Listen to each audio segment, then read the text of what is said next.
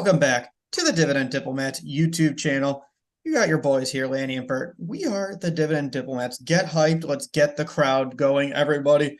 We're going to talk to you about two stocks on my watch list for the rest, well, actually not the rest of May, maybe one day in May and leading into June here. One's yielding 3.4%. One is over 4.5%. So these are two high-yielding dividend stocks to potentially buy. Smash that subscribe button. Give us a nice thumbs up. We appreciate the views, guys, and hanging with us, rocking with us on the Dividend channel here. You know, we're really just trying to help you on your financial journey, talking about dividend stocks, dividend growth, dividend increases, news that happens in the week to hopefully help you make decisions here. And we also like to be transparent with what we're watching and with what we're buying. Bert's got these two hot stocks, Bert. Can't wait to check it out. Yeah, so one of them just released earnings, and one of them is in the hottest sector that's always talked about right now. And by hot, I mean not hot, but hotly discussed is the feature sector. So what are we going to do? We're going to talk about the companies. We'll give a little background on the recent earnings releases. One was very recent. One is a little stale. It's been a month or two. Then we're going to run them through the Dividend Diplomats Dividend Stock Screener. Thank you, featuring on 3 simple metrics here. PE ratio less than the S&P 500, payout ratio less than 60%. 3, history of increasing dividends. And number 4, the dividend yield, everybody. So let's talk through it. Let's get ready, get hyped for these two undervalued stocks. You know, Bert, do you own both of these stocks right now in your portfolio? I do. I own them in my wife's portfolio, actually. So if we continue to execute on buying these, my wife's portfolio is going to get a little love over the next few weeks. Interesting. Yeah. And what about you, Lanny? We own one. One is a dividend aristocrat, almost a dividend king here. Interesting because one did just increase, though a small amount, a dividend. So they have some dividend growth that happened this year. I'm curious if this one other stock will end up being allowed to increase that dividend. It's a great tease. So let's get into that first stock that both of us own. The company is Medtronic, ticker symbol MDT. We've both been grabbing them. We've been flagging them and talk about them for months now on our YouTube channels, an undervalued dividend aristocrat. And that's what they were. They jumped up in price until this week, because this week they are down 8.71% after earnings. And that's what's fascinating. And that's why they're popping back on our radar once again. So what happened? This is a story that's going to be told for a lot of companies out there. They had great 2023 results, and their previous year were strong results. Poor guidance going forward. That's the Medtronic story right there. It's that simple. They generated for the year over $31 billion in revenue and $7 billion in net income. It was a small decline, but that was all pretty much attributed to currency translation or the negative impact of foreign currencies, foreign exchange, whatever you want to call it. That's what impacted their top line. Revenues were great. And that was because a lot of their divisions crushed it. Cardiovascular is at $3.3 billion in revenue, up 12%. Neuroscience, $12.4 billion, up 5%. So a lot of their big hitters and big contributors to revenue delivered some strong gains, pushing up their results during the last quarter. Obviously being impacted by currency translation right now. It looks like net income may have been down for the quarter, year over year. But it seems like when you do the non-GAAP measures here, they actually perform decent on the, non-GAAP net income, if you want to correct me there. No, you're absolutely right. So that's really what the story was. The earnings weren't bad. It's going forward. So what happened with the guidance? Organic revenue growth and organic growth is at 4% to 4.5%. Non-GAAP EPS is going to be $5 to $5.10 per share. So a little bit more conservative on the EPS front. A lot of it due to the headwinds that a lot of companies are facing now. We don't have to talk that much about it because unless you're living under a rock, you know that this is going to be a tough year for the economy. Buy, hold, and wait. Let's keep repeating that, guys. They're a dividend, as we'll see, a dividend aristocrat, Bert. Yeah. You want to get into the metrics here? Let's freaking do it. Yeah, let's go. Price was 81.46. We're using 5.26 close date. Forward EPS for analyst expectations are 5.07, right in the middle of that non-GAAP range that management stated. A PE ratio of 16, so about 4.5-ish under where the S&P 500 is currently sitting, which is right around the low 20s. Yeah, not too shabby. Obviously that 5.07 is pretty much within the range that they even mentioned in their guidance. So I like that it's very, fairly accurate. Yeah. Their dividend obviously now has grown slightly. They pay $2.76 over the course of the year. Their payout ratio, then when you take that over the 507, is at 54.44%. So in the perfect payout ratio range that we'd like to see. So, I don't see any concerns right now. No, and their dividend increase moving to that third metric, they've increased for 45 years. Their average growth rate is 8.13%. But as you said, they just announced in this last week a 1.5% dividend increase, so much below their average. They're reflecting that conservative 2023 that they keep talking about. There's a cool thing that management put in the release that I thought was worth noting here, just to talk about how their long-term dividend growth has been over time. Over the last 5 years, their dividend has grown by 38%. Over the last 10 years, it's grown by 146%. And over the past 46 years, they have a 16% compound annual dividend growth rate. So this year might have been a small increase, but management's clearly touting and flexing their long-term dividend growth muscles.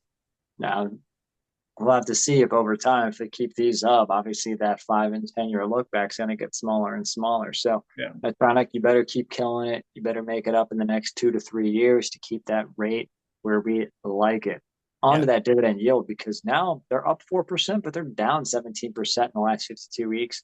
But with that small increase, their yield now is 3.39%. So 2 times what the S&P 500 currently yields. Beautiful. That's what happens when the price falls. And again, they were down almost 9% this last week. They're still up year to date at 4%. So they're a little higher than where they were entering 2023, but they've been crushed over the last 52 weeks, down 17%. And that's I go, I'll crush you. Yeah, so we'll put the metrics up here. That's why Medtronic's on my watch list going forward. Again, strong 2023 result, weaker guidance, but they're still showing signs of undervaluation when you run them through our stock screener. Yeah. So guys, that's MDT, 16 PE, 54% payout, 45 years of growing the dividend at 8% plus, 3.39% yield. For the next stock has a bigger dividend yield, as you mentioned, over 4.5%. And you also own this stock. You own 62 shares of this stock. No, we're not talking about Cleveland, the CLE. We're talking about, or what bank? Citibank, ticker symbol C. So what is jumping out about Citibank? That's the interesting thing. They are in this unique position during this new financial crisis, I should say, where banks are failing and customers are fleeing for safety. What other institutions are they looking for? The too big to fail institutions. They're taking their deposits out of X account, getting safety in the ones that the government's bailed out before and are probably they're already labeled too big to fail, or whatever the new acronym is. So people are running there. Citi is the second largest bank. JP Morgan's obviously by far the largest in the GOAT of the sector, but Citi's not far behind them at 2.5 trillion in assets. They have over 1.3 trillion in deposits. And interesting to note, in their last earnings release that happened at the end of April, at the end of March, in those last few, right after Silicon Valley Bank failed and First Republic was going through their issues, their deposits grew 30 billion in a very short period of time. We still don't know what's happened subsequent to that, but I would imagine you still see the same trend going on, maybe not at the speed at which it was before. No, exactly. And I mean, again, they're one of the largest banks, as Bert said. They're actually performing very strong. They revenue is up, quite a few $billions. I think over 3 billion growth in Q4. Billion growth. So it's interesting. They're well positioned to capitalize and take advantage of this, because if they don't need deposits, they're not asking for the deposits. They're not running for it. They don't have to pay those astronomical interest rates to people to attract the deposits in there. So they're getting a little bit more of a pickup from these high loan rates because they don't have to pay as much on the deposits to get them. So it's a very unique position that Citibank and a few of the other too big to fail institutions can have right now to take advantage of. The one caveat is they'll probably end up paying a nice big assessment to the FDIC because they have a good amount of uninsured deposits. So, but this is kind of where you look at the banking landscape where, Citi doesn't have to do any marketing. No. They don't have to, not only that, like Bert said, they don't have to have a high interest rate for you. No. And that's what's funny. And another interesting piece is they've been talking about over the last few years, slimming down, spinning off businesses, shedding areas they don't want to be in. They talked about outright selling a Mexican retail business. They decided against that recently, and instead they're opting for an IPO, and then they're going to spin them off in a much slower manner. The little caveat at the bottom of that article was management's now excited because they're going to get cash and they can do share buybacks now with that cash. So, hey, they're going to buy some of their stock at this price too. They want cash. Yes, Um, don't we all?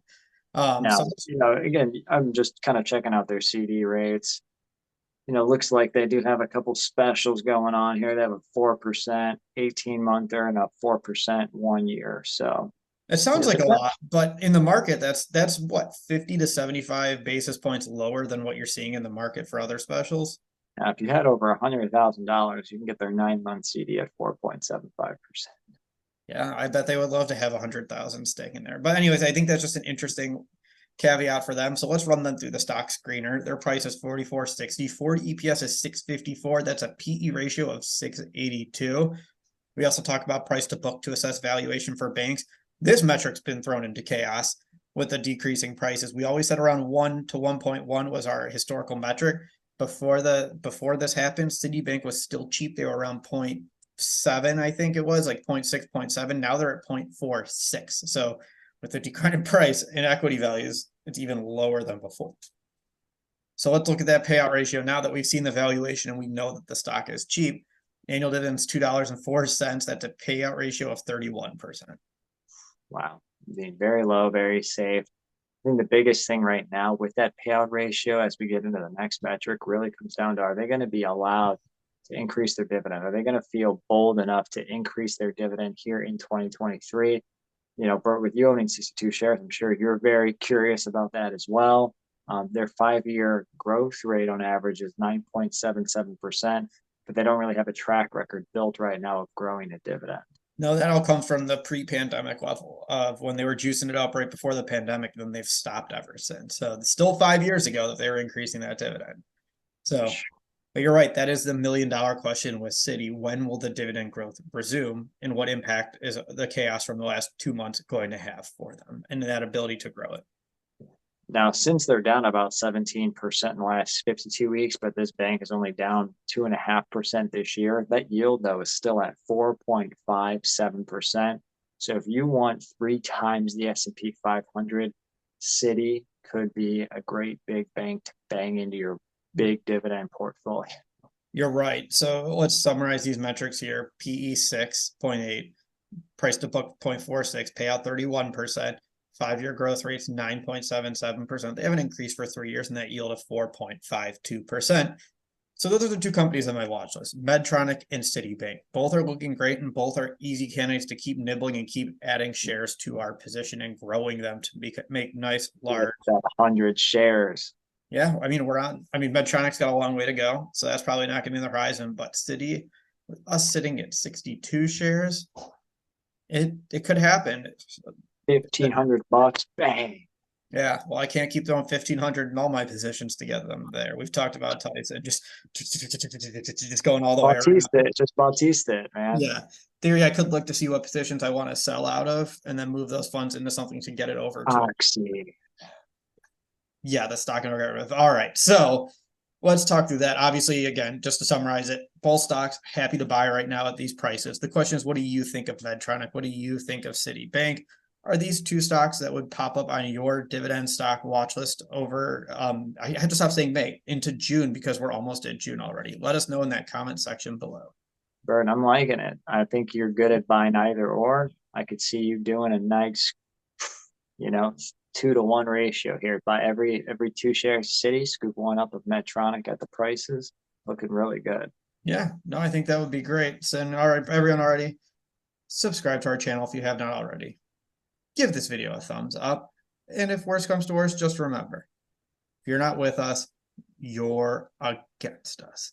Guys, that was Bert and Lanny from the Dividend Diplomats. Over and out.